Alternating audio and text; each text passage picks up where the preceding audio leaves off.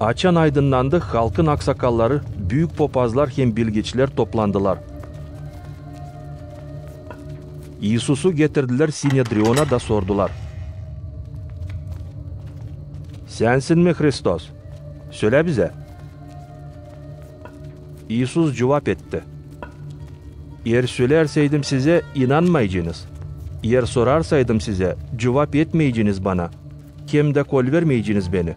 Büyünden sonra adam oğlu oturacak kudretli Allah'ın sağ tarafında.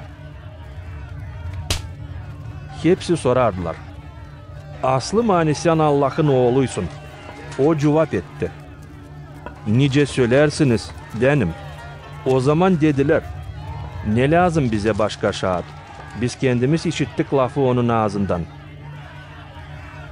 Ondan sonra hepsi kalktılar da İsus'u Pilat'a götürdüler.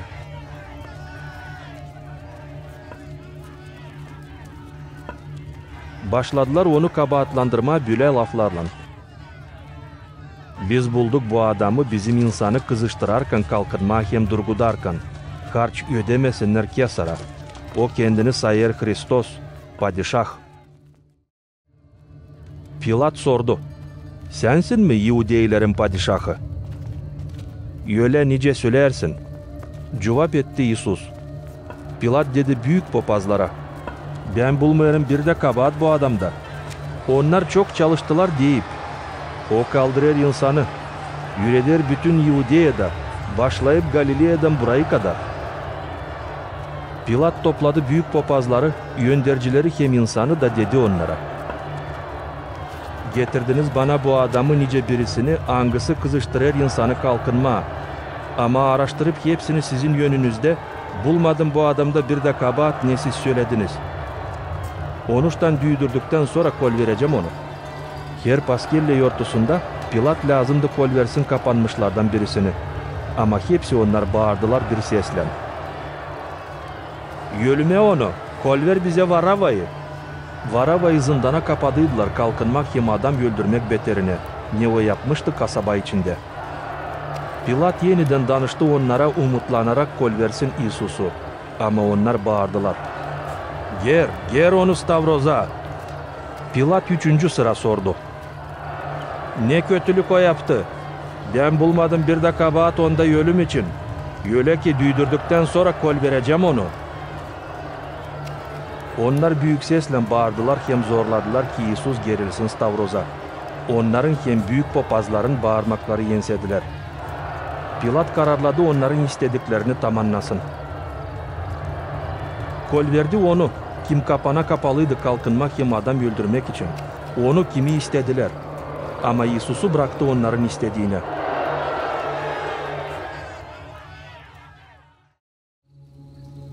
Açan götürerdiler onu Stavroz'a germe. Yolda durguttular bir adamı adı Kiriniyeli Simon. Hangisi kırdan gelerdi. Koydular onun omuzlarına Stavroz'u ki İsus'un ardına götürsün. İsus'un ardına giderdi bir sürü insan hem karılar, angları ağlardılar hem göğüslerini düverdiler.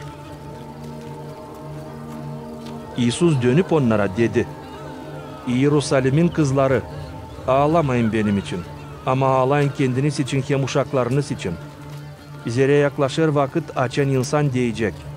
Ne mutlu uşaksız karılara, angları hiç doğdurmadılar, hem hiç emzirmediler. O zaman diyecekler bayır kanaralarına. Düşün bizim üstümüze, hem bayırlara, örtün bizi. İsus'la beraber götürerdiler 2 haydut. Angılarını lazımdı, öldürsünler onunla beraber. Yetişip yere neresine denilir baş kemiği. Orada Stavroz'a gerdiler onu hem 2 haydudu. Birisini sağ, öbürünü sol tarafına. İsus deyerdi. Baba, affet onları. Zere bilmeyerler ne yapıyorlar. Attılar çetele, pay edip rubalarını biri birinin arasında. İnsan durardı orada da seyrederdi. Yönderciler gülmeye alardılar İsus'u hem deyerdiler. O başkalarını kurtardı. Yer o Hristossaydı Allah'ın seçilmişi. O kendini kurtarsın. Askerler gülmeye aldılar onu. Yaklaştılar da verdiler yiyişi şarap deyip. Yer sen seydin Yahudeylerin padişahı, kurtar kendini. Onun başı üstünde yazılıydı Latin Urum hem Çıfıt dilinde Yahudeylerin padişahı. Stavroz'da gerili haydutlardan birisi kötülerdi onu deyip. Yer sen Hristos saydın, kurtar kendini hem bizi de. Ama öbürü azarladı onu diyerek. Korkmayarsın mı Allah'tan? Açan kendin de bulunarsın hep bu ceza altında. Bizim için doğru, kabul edelim yaraşır cezayı kabahatimiz için. Ama bu adam yapmadı bir de kötülük. Sonra danıştı Yesus'a. Sabi, aklına getir beni. Açan geleceksin senin padişahlığına. İsus cevap etti. Doğru söylerim sana. Büyün olacağım benimle rayda. 6. saatın dolayındaydı. Oldu büyük karanlık bütün memlekette. Hani tuttu 3 saat 9. saate kadar. Gün karardı. Ayöz binanın hiç yankı perdesi yırtıldı ortadan. İsus büyük sesle bağırdı. Baba, senin eline vererim duhumu. Deyip bu lafları salverdi duhunu.